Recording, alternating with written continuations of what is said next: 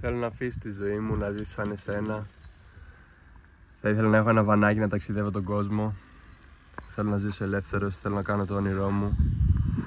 Θέλω να ζήσω αυθεντικά, να είμαι εαυτός μου. Θέλω να υλοποιήσω το όραμά μου. Όλα αυτά είναι πράγματα τα οποία ακούω από ανθρώπους που αγαπάω, που είναι στον κύκλο μου, από ανθρώπους που γνωρίζω και έχουν δει τη δουλειά μου, έχουν δει πως ζω και πιθανότατα εμπνέονται. Και όλα είναι θέμα ενέργειας. Τι είναι ενέργεια? Όλα είναι ενέργεια, όλα είναι συχνότητες. Και αυτό το οποίο θα καθορίσει αν κάτι θα τραφεί, θα μεγαλώσει και θα εξελιχθεί, είναι η προσοχή που του δίνουμε. Είναι κυριολεκτικά το νερό που ποτίζει με ένα λουλουδάκι και μεγαλώνει.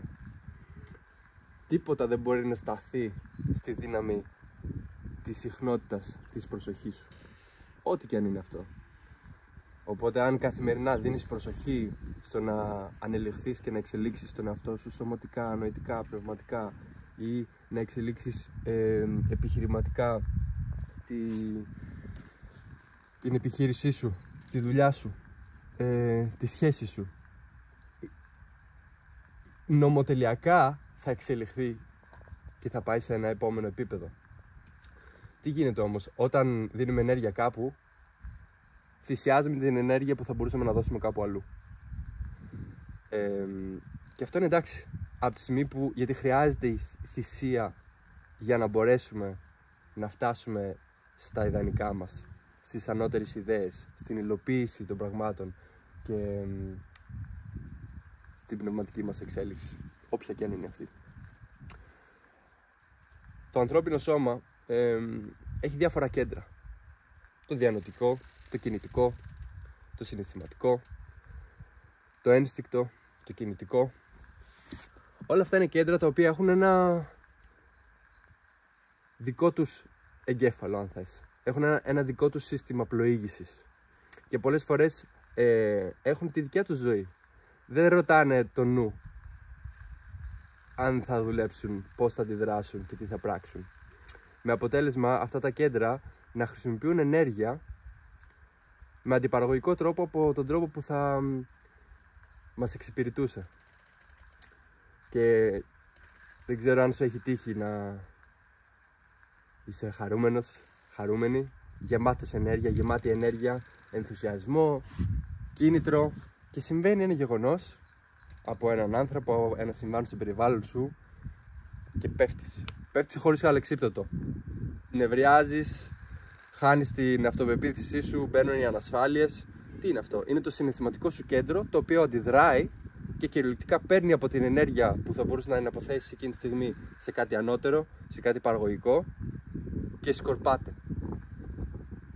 Όπως λοιπόν, άμα έχω ένα μεγεθυντικό φακό και διοχετεύσω τις ακτίνες του ήλιου σε ένα συγκεκριμένο σημείο, θα πάρει φωτιά το χαρτί, το ξύλο, το αντικείμενο όπου θα συγκεντρώσω τις ακτίνες του ήλιου. Αυτό είναι και η προσοχή σου, που όταν δεν παίρνεις όλες τις ενέργειες που μπορείς να ακτινοβολήσεις και σαν λέιζερ να ρίξεις τη συγκέντρωσή σου σε ένα σημείο, δεν κάνουμε τίποτα.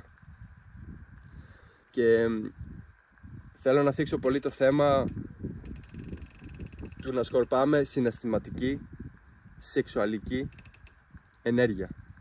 Είναι κάτι το οποίο εκφυλίζει εντελώς το ανθρώπινο δυναμικό, την ανθρώπινη δυνατότητα να φτάσει σε μια ανώτερη ποιότητα ζωής, το οποίο μπορεί να φέρει όσα κάποιος επιθυμεί και να του διδάξει και να του φέρει όλη τη γνώση που αυτή τη στιγμή δεν ξέρει ότι δεν ξέρει.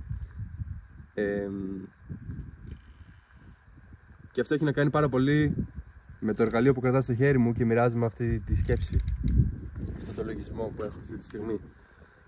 Τα social media, η πορνογραφία, όλα είναι δημιουργημένα έτσι, στο να εκφυλίζουν το ανθρώπινο είδος σε ένα τεράστιο βαθμό, στο να πνίγονται όνειρα και όνειρα ανθρώπων στο συλλογικό επίπεδο και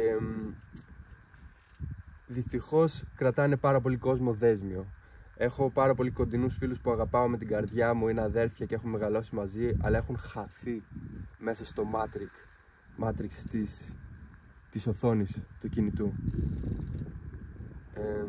Δεν λέω να πετάξουμε τα κινητά μας, ούτε λέω να αφήσουμε τις δουλειές μας και να πάμε να μείνουμε στα βουνά. Αυτό είναι προσωπική επιλογή, ο καθένας είναι κύριος του εαυτού του και έχει το δώρο της ελεύθερης βούλησης. Αλλά χρειάζεται να συνειδητοποιήσει ότι έχει την ελεύθερη βούληση να πει όχι, δεν θα κάτσω 3 ώρες στο Instagram. Όχι, δεν θα κάτσω να τον παίξω για 5η φορά σήμερα. Όλα αυτά τα κέντρα λοιπόν μπορούν, όσο δεν σκορπάνε ενέργεια, να τη διοχετεύουν σε πράγματα τα οποία έχουν σημασία για εμάς. Και όπως ένας επιχειρηματίας έχει ένα checkbook όπου κόβει επιταγές, έχουμε ένα checkbook ενέργειας, ένα ενεργειακό μπλοκάκι επιταγών.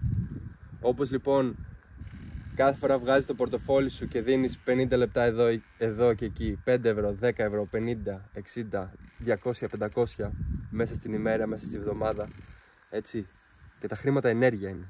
Απλά συνειδητά μπορείς να δεις πότε το δίνεις και τι λαμβάνεις πίσω γι' αυτό. Στο ασυνείδητο λοιπόν επίπεδο, κάθε μέρα δίνουμε επιταγές τεράστιων ποσών ενέργειας και δεν λαμβάνουμε το ανάλογο πίσω. Και είναι πάρα πολύ κρίμα, γιατί στερούμαστε τη ζωή που θα μπορούσαμε να ζούμε και συνεχίζουμε να επενδύουμε και να ταυτιζόμαστε με μια ζωή από την οποία θέλουμε να ξεφύγουμε. Όλοι είναι δυστυχισμένοι, όμως συνεχίζουν να σκέφτονται αντίστροφα από αυτό που θέλουν. Και όλο αυτό έρχεται και κολλάει στο κόνσεπτ του ενεργειακού